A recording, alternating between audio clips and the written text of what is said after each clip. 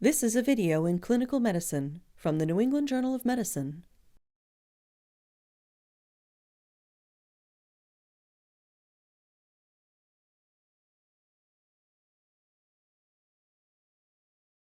Personal protective equipment, or PPE, is used when there is a risk of exposure to infectious material. PPE is designed to protect the skin and mucous membranes from exposure to pathogens. Given the threat of coronavirus disease 2019 or Covid19, it is important to emphasize the use of proper precautions for infection control in healthcare settings. Severe acute respiratory syndrome coronavirus 2, or SARS-CoV-2, is the virus that causes Covid-19. The routes of SARS-CoV-2 transmission include direct contact, that is, contact with the respiratory droplets and aerosols from an affected person, and indirect contact, such as contact with contaminated surfaces or supplies. The best way for healthcare workers to prevent infection with SARS-CoV-2 is training and demonstrated competency in putting on and removing, also called donning and doffing, PPE. Various methods of putting on and removing PPE may be acceptable, and you should follow the guidelines of the Centers for Disease Control and Prevention, or CDC, and your institution. This video demonstrates a procedure for putting on and removing one type of PPE that has been recommended by the CDC for use during the care of patients with COVID-19 in U.S. hospitals to minimize the risk of exposure to infectious material. Healthcare settings with limited resources may have different recommendations and protocols for the use of PPE. Protection against exposure to SARS-CoV-2 includes standard and transmission-based precautions. The PPE used to prevent exposure includes gloves, a gown, a respirator with a rating of N95 or higher, and a full face shield or goggles. When respirators are not available, face masks are an acceptable alternative. These recommendations may be updated during the COVID-19 pandemic as decisions about best practices change. You will need a fluid-resistant gown or coveralls that should cover the body at least from the neck to the mid-calf, and medical gloves that extend to cover the wrists of the gown. Gowns with integrated thumb hooks may help to secure the sleeves under the gloves. If disposable N95 respirators are worn, they must be certified by the National Institute for Occupational Safety and Health, or NIOSH, and fit-tested by occupational health officials. The respirator should be used along with a full face shield that protects the face and neck. Alternatively, a NIOSH-certified powered air purifying respirator, or PAPR, can be used. Proper procedures should be followed for the decontamination of non-disposable parts of the PAPR between uses. Instructions on the use of a PAPR are not included in this video.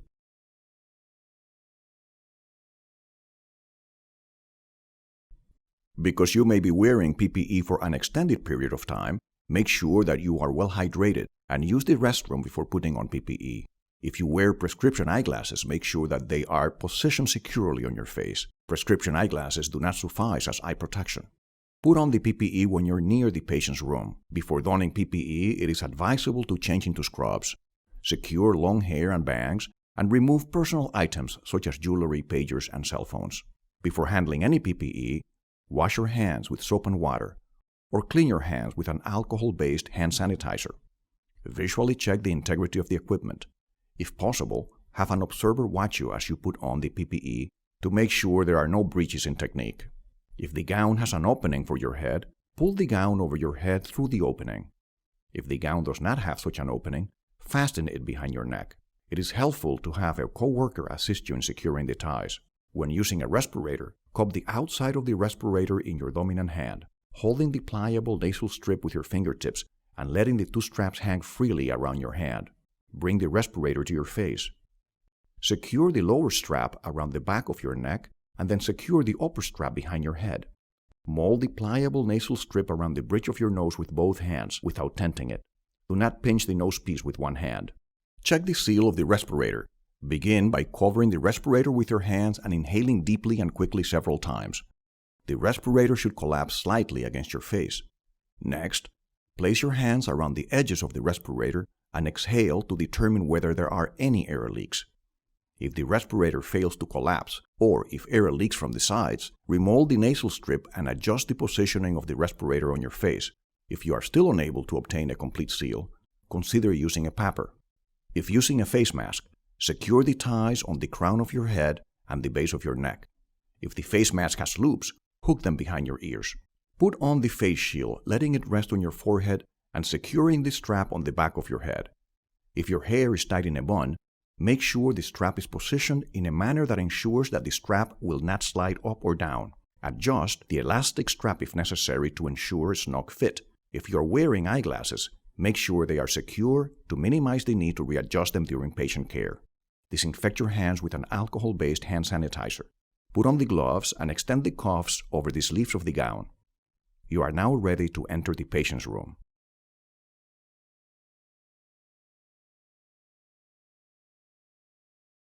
Proper removal and disposal of contaminated PPE is the most difficult challenge in preventing exposure to pathogens.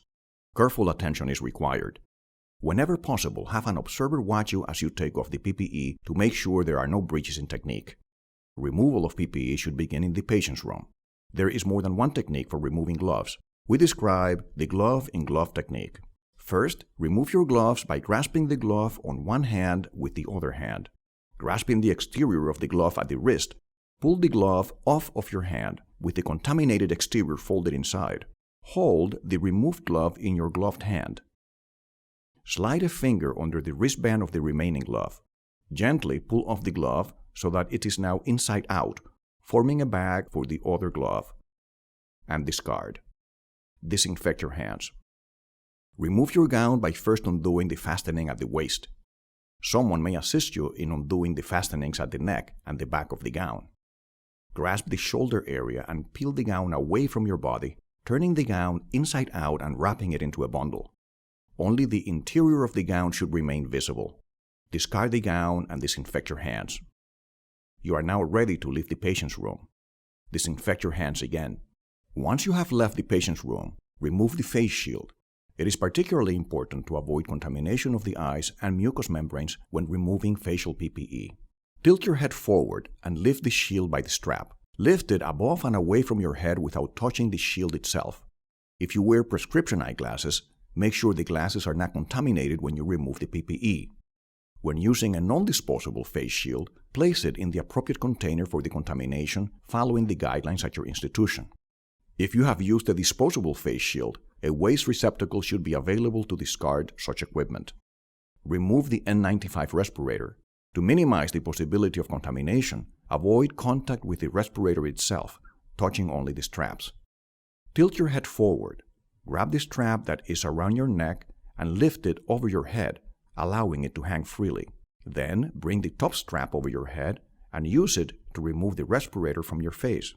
Discard the respirator or return it to a designated location for recycling following the guidelines at your institution. Disinfect your hands.